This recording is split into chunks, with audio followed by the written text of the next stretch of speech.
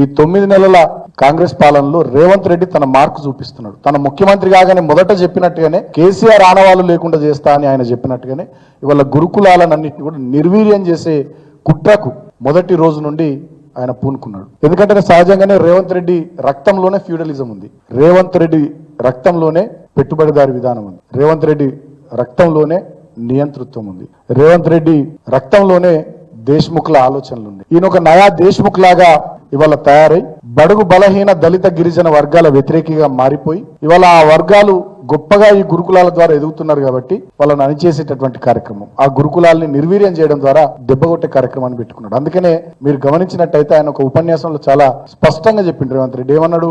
ఈ గురుకులాల వల్ల మానవ సంబంధాలు దెబ్బతింటున్నాయని అన్నాడు. నేను ఒక మాట అడుగుతున్నా రేవంత్ రెడ్డి, మీ తమ్ముడు ఎప్పుడు అమెరికాలో స్థిరపడ్డాడు? నీ కుటుంబ సంబంధాలు దెబ్బతినలే?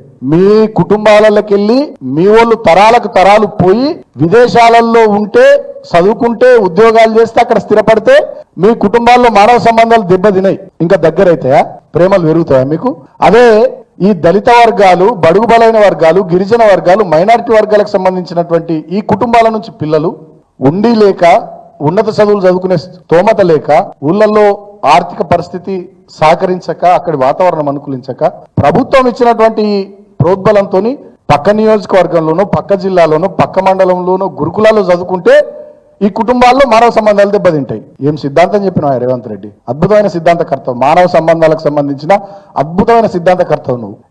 అంతకుముందు కూడా ఎవరు చెప్పుండరు ఇట్లా. అంటే బురద చల్లడం స్టార్ట్ చేసి ఒక థాట్ను ఫ్లోట్ చేసి తెలంగాణ సమాజంలో మెల్లగా మెల్లగా ఆ ఆలోచనను తీసుకొని పోతున్నాడు. గురుకులాల వల్ల మానవ సంబంధాలు దెబ్బతింటాయని ఒకవైపు, ఇంకొక వైపు గురుకులాలను నిర్వీర్యం చేసే ప్రయత్నం. అక్కడ ఆహారం చక్కగా పెట్టరు, భోజనం చక్కగా పెట్టరు, కలుషితాహారం తిని పిల్లలు చనిపోతుంటే పట్టించుకోరు, డాక్టర్లు ఉండరు, ఎవరు చక్కగా అక్కడ సహాయక సిబ్బంది ఉండరు, ఉన్న వాళ్లకు జీతాలు ఇయ్యరు, జీతాలు ఆపేసారు. ఇప్పుడు ఇక పిడుగు లాంటి వార్త, నిన్న రాత్రికి రాత్రి పార్ట్ టైం లెక్చరర్లను, సిబ్బందిని సుమారు 2000 పైచిలకు మందిని తొలగించారు. దానివల్ల సెంటర్ ఆఫ్ ఎక్సలెన్స్ దెబ్బతింటాయి, మ్యూజిక్ కాలేజ్ దెబ్బతింటది, అదేవిధంగా 30కి పైగా రెసిడెన్షియల్ డిగ్రీ కాలేజీలు దెబ్బతింటాయి, మహిళా కాలేజీలు దేశంలో ఎక్కడ లేవు. బాబాసాహెబ్ అంబేద్కర్ 125వ జయంతి సందర్భంగా కేసీఆర్ గారు ఈ వర్గాలకు ఇచ్చినటువంటి గిఫ్ట్ అది.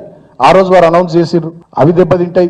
సైనిక్ స్కూల్ దెబ్బతింటది, సైనిక్ కాలేజ్ దెబ్బతింటది. ఇట్లా మొత్తంగా తన చర్యల వల్ల, అంటే ఒక పద్మవ్యూహం లాంటి దాన్ని ఒకటి రచించి ఇవాళ మొత్తం రాష్ట్రంలో ఉన్నటువంటి గురుకులాల వ్యవస్థను నిర్వీర్యం చేసేటటువంటి దాంట్లో డిగ్రీ గురుకుల కాలేజీల్లో ఈయన సీఎం పేషి ఆధ్వర్యంలో ఉండేటటువంటి కొంతమంది అధికారులతోని దాంట్లో అవినీతి జరిగిందని చెప్పి పేపర్లలో ఇప్పటిదాకా చర్యలు లేవు. ఆ బదిలీల్లో, పదోన్నతుల్లో అవినీతి జరిగిందంటే ఇప్పటిదాకా చర్యలు లేవు. ముఖ్యమంత్రి ఒక మాట మాట్లాడు, శాఖ ఈయన దగ్గరనే ఉంటది. అంటే వాళ్ళ అవినీతి, అక్రమాలు, నిర్లక్ష్యము ఇవన్నిటిని కలిపి గురుకులాల్ని దెబ్బకొట్టడం ద్వారా ఆ గురుకులాల్లో నుంచి పిల్లలు వెళ్ళిపోవాలి, అవన్నీ చెల్లాచెదురు కావాలి. మళ్ళా ఉమ్మడి ఆంధ్రప్రదేశ్ రాష్ట్రంలో ఎటువంటి ఉన్నత చదువులకు కానీ మామూలు చదువులకు కానీ నోచుకొని దళిత కుటుంబాలు, బహుజన కుటుంబాలు, గిరిజన కుటుంబాలు ఎట్లుండేనో ఊళ్ళల్లో ఆ పరిస్థితులు తీసుకురావాలనే ఒక ఫ్యూడలిస్టు ఆలోచనతోని, ఒక నయా దేశ్ముఖ్ ఆలోచనతోని రేవంత్ రెడ్డి గురుకులాలను దెబ్బకొడుతున్నాడు.